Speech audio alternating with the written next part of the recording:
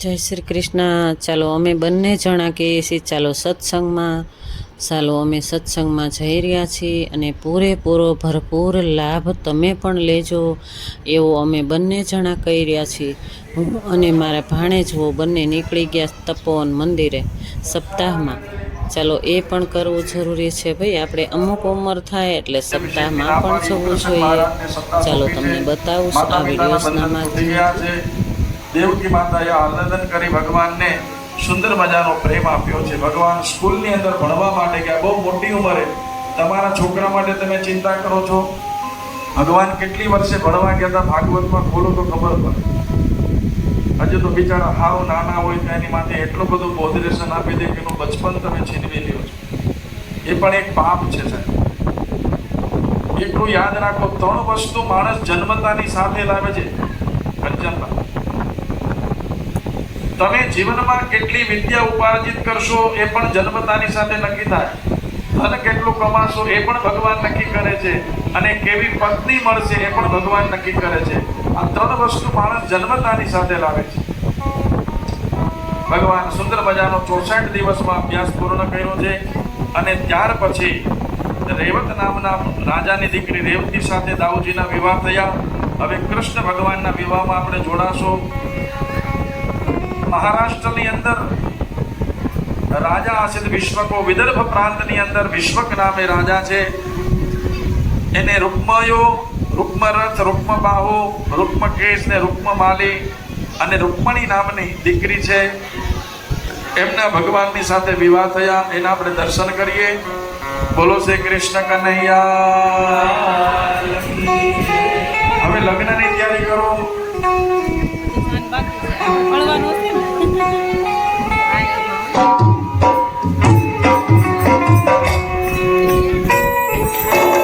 ચાલો જાનવાળા જાનૈયાની તૈયારી કરો।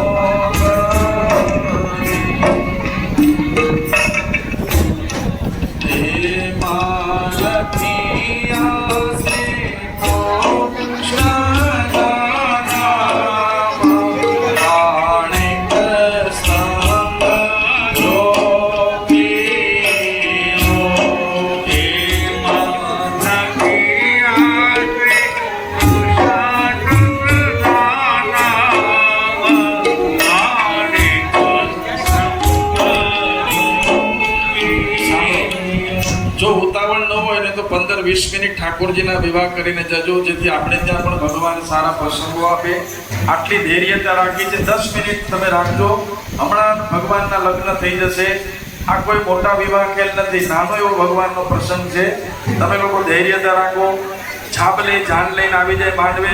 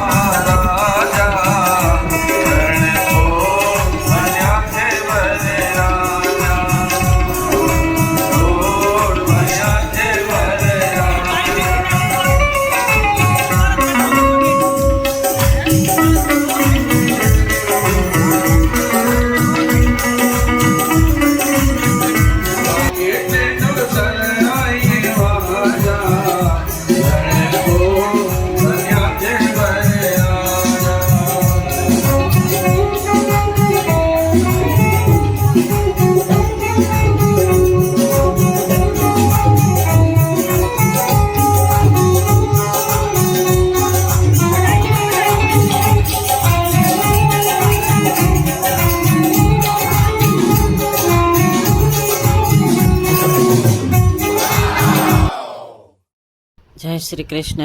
આ તપોવન મંદિરનું છે અને જો ઠાકોરજીના વિવાહના દર્શનનો લાભ પણ મળ્યો. અમે એવા ભાગ્યશાળી છીએ. હું અને મારા ભાણેજો આજે પણ નીકળી ગયા ઠાકોરજીના દર્શન કરવા. આજે વિવાહનો લાભ લીધો ઠાકોરજી અને રૂકમણીજી, અને ખૂબ ભરપૂર લાભ લીધો. તમને આગળ બતાવીશ કે ઠાકોરજીના લગ્ન અને છાબ હે ને તમને આગળ બતાવીશ આ વિડીયોઝના માધ્યમથી. અને જો આજનો તમને જોવા મળે તો કાલના બ્લોગમાં આખા ઠાકોરજીના દર્શન તમે કરી લેજો, વિવાહનો લાભ પણ લઈ લેજો વિડીયોઝના માધ્યમથી.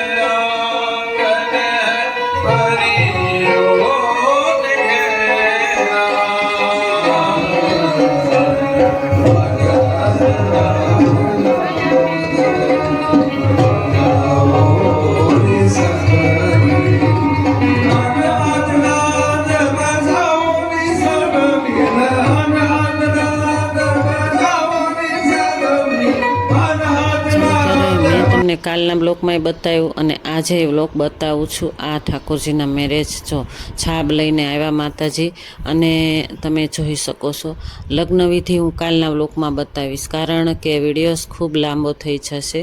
મારી સાથે બન્યા રહેજો, આજનો બ્લોક પૂરેપૂરો જોજો અને મને કમેન્ટમાં કહેજો. રૂટિનની સાથે સાથે ભગવાનના દર્શન કરનો લાભ કોઈ લેવડાવતું હોય તો વિડીયોઝ પૂરેપૂરો જોવો જોઈએ, બરાબર ને. મારું રૂટિન તો રોજનું હોય છે, પરંતુ આજે હું તપોવન મંદિરે જે અમે સપ્તાહમાં જઈએ છીએ, આજે પણ અમે નીકળી ગયા હતા. ચાલો, માતાજીએ છાપ વધાવી લીધી અને જાનૈયા આવી ગયા માંડવે, બરાબરના. ઠાકોરજીના મેરેજ હોય અને કોઈ દર્શન કરાવતું હોય તો આ દર્શન કરવા જ જોઈએ. રૂટિન તો આપણું રોજે ચાલશે જ, બરાબર ને. જો દર્શન તમે કરી જ લેજો ઠાકોરજીના મારા વિડીયોઝના માધ્યમથી. અને જો ગમે તો લાઈક, શેર, સબસ્ક્રાઈબ કરજો, અને નવા છો તો એક સબસ્ક્રાઈબ કરીને જ જાજો. ચાલો, જય શ્રી કૃષ્ણ, રાધે રાધે.